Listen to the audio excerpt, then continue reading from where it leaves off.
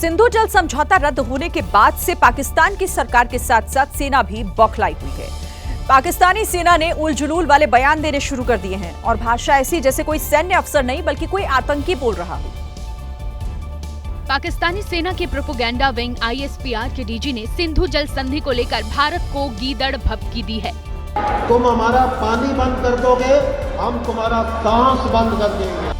अहमद शरीफ चौधरी ने भारत विरोधी बयानबाजी पाकिस्तान के एक विश्वविद्यालय में भाषण के दौरान कही। ये भाषा एक सैन्य अफसर की है।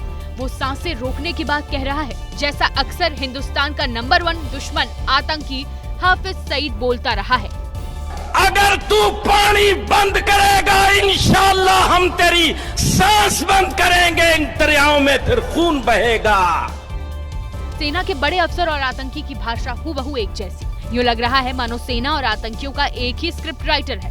इन गीदड़ भभकियों से न तो हिंदुस्तान पहले कभी डरा है और न आगे कभी डरेगा। अहमद शरीफ चौधरी ने हाफिज सईद की लाइन बोलकर सेना और आतंक के गठजोड़ की पोल खोल कर रख दी है। पाक सेना का अधिकारी गीदड़ भभकी दे रहा है, लेकिन पाकिस्तान के सांसद असलियत जानते हैं और इसीलिए पाकिस्तान के सांसद अब रहम की भीख मांग रहे हैं। सिंधु जल समझौता स्थगित होने के बाद अब पाकिस्तान को यह डर सता रहा है कि अगर भारत ने पानी नहीं दिया तो फिर पूरा पाकिस्तान भूखा तो पहले से ही था, अब प्यास से भी मर जाएगा। आतंक पालने वाले पाकिस्तान को उसकी असलियत पता चल गई और सिंधु के पानी पर गीदड़ भभकी देने वाला पाकिस्तान अब घुटनों पर आ गया है। अपनी ही संसद में उसके सांसद पानी के लिए बिलख रहे हैं।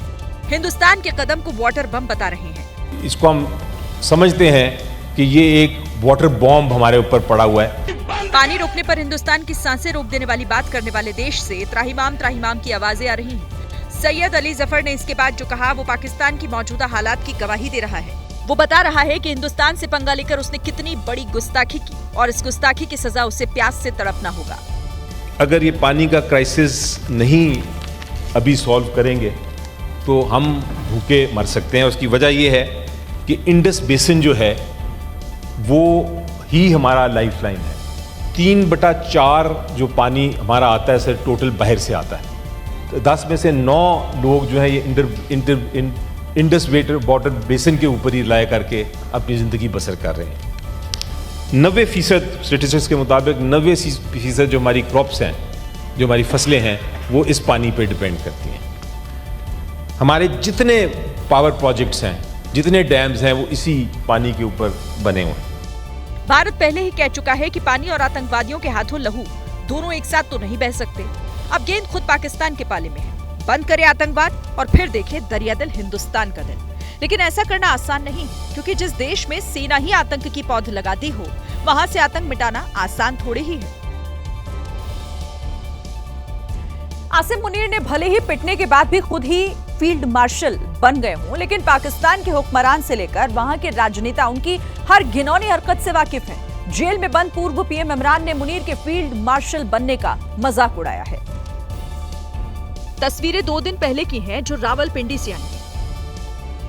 पहले पाकिस्तान को युद्ध में झोंका, फिर भारत से बुरी तरह मात खाई और जनरल आसिम मुनीर को इनाम मिला फील्ड मार्शल का। लेकिन बेशर्म मुनीर अब अपने ही मुल्क के नेताओं के निशाने पर हैं।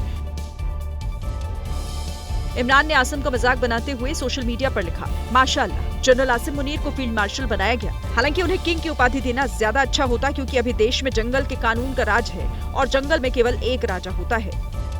तो उन्होंने कहा, देखें जिस मुल्क में जंगल का कानून हो तो उसके अंदर फील्ड मार्शल नहीं, फिर बादशाह सलामत का खिताब होना चाहिए, क्योंकि यहाँ पे जंगल का कानून है, जंगल का बादशाह होना चाहिए।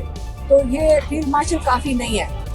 इमरान खान यही नहीं रुके। उन्होंने आरोप लगाया कि पिछले 3 साल में पाकिस्तान का नैतिक और संवैधानिक ढांचा पूरी तरह से खत्म हो चुका है।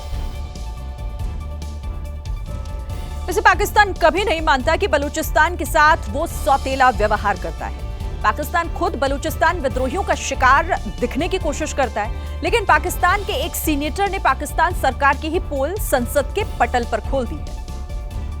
पाकिस्तान के सांसद उमर फारूक ने जो कहा बलूचिस्तान पर पाकिस्तान की हरकतों की गवाही है, उस झूठ का पर्दाफाश है जो पाकिस्तान की तरफ से सालों साल से बोली जा रही है। आप बलूचिस्तान में किसी को बोलने नहीं दे रहे। वहाँ पे अगर कोई भी बंदा अपनी बात करने के लिए आएगा, आप उसको बंद करते हो जेल में। उमर फारूक ने इसके बाद जो कहा वो पाकिस्तान की कायराना हरकतों की कलई खोलने वाला है। आज भी बहुत सारे लोग हमारे, बहुत सारी बेटियां हमारी आज भी जेल में। हमारा फौज अभी तक 9 मई से नहीं निकला। बलूचिस्तान पर पाकिस्तान झूठ का पुलिंदा बनाता रहा है, भारत पर झूठे आरोप लगाता रहा है, लेकिन सच ये है कि पाकिस्तान की हुकूमत बलूचिस्तान के विशाल प्राकृतिक संसाधनों पर दोहरा रवैया अपनाता है और बलूचिस्तान के लोगों का हक मारता है। पाकिस्तान मुसीबतों के चक्रव्यूह में फंसा हुआ है। एक तरफ कंगाली तो दूसरी तरफ बूंद बूंद पानी की तंगी है और यही वजह है कि आतंकिस्तान घुटने पर आ गया है। संसद में सत्ता पक्ष से लेकर विपक्ष सिंधु जल समझौते पर हाहाकार मचा रहा है। भारत की वाटर स्ट्राइक से पाकिस्तान बूंद बूंद पानी के लिए तरस गया है।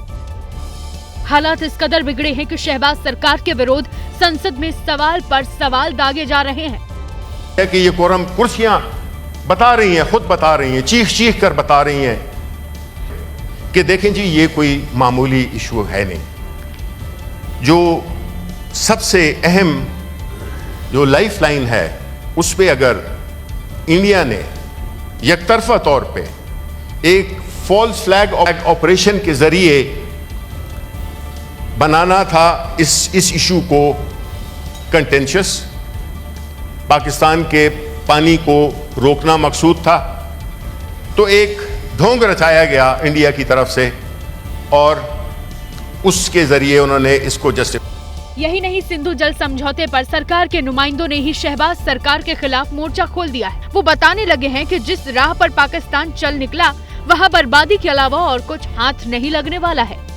रोक दिया है, मेरे पास 2 चॉइस है, या वो खोल दे या मैं जाके खुद खोलूंगा। तीसरी नहीं, सीधा सीधा sir why are we so apologetic all the time? और इतनी इंपॉर्टेंट चीज है जिसपे किया हुआ है, गवर्नमेंट ने किया, मुझे पता है, गवर्नमेंट के मिनिस्टर। फिर आप लोग हमें कहते हैं कि जी, हम लोग जब कहते हैं कि जी मोदी के साथ बातचीत है लीडरों की या बाकी लोगों के साथ है, तो फिर हमें बुरा। पाकिस्तान के हुक्मरानों की पोल उन्हीं के सीनेटर ये कहते हुए खोल रहे हैं कि उधार पर जीने वाले पाकिस्तान की हैसियत भारत के सामने कुछ भी नहीं है। ये कहना बड़ा शायद आसान है कि हम उसके ऊपर जो है ना फायर करके मार सकते हैं, मगर एक किसी की मईशत जो है वो $700 बिलियन पे खड़ी हो और किसी की $15-16 बिलियन पे खड़ी हो, और वो भी उधार के मांगे तांगे पे, उनके दरमियान इंसाफ दुनिया में भी नहीं हुआ करता। इंसाफ का पैमाना जो है वो यही रहता है जो हमारे यहाँ सब जगह पे रहता है। दुनिया में कहीं पे भी चले जाएं, गरीब और अमीर के दरमियान इंसाफ का पैमाना डिस्टर्ब होता है। मतलब एकदम साफ है कि पाकिस्तान अंदर से खूब डरा है और गिड़गिड़ा कर रहम की भीख मांग रहा है। हालत बिन पानी मछली जैसे है जो सिर्फ जिंदगी के लिए तड़प रही है।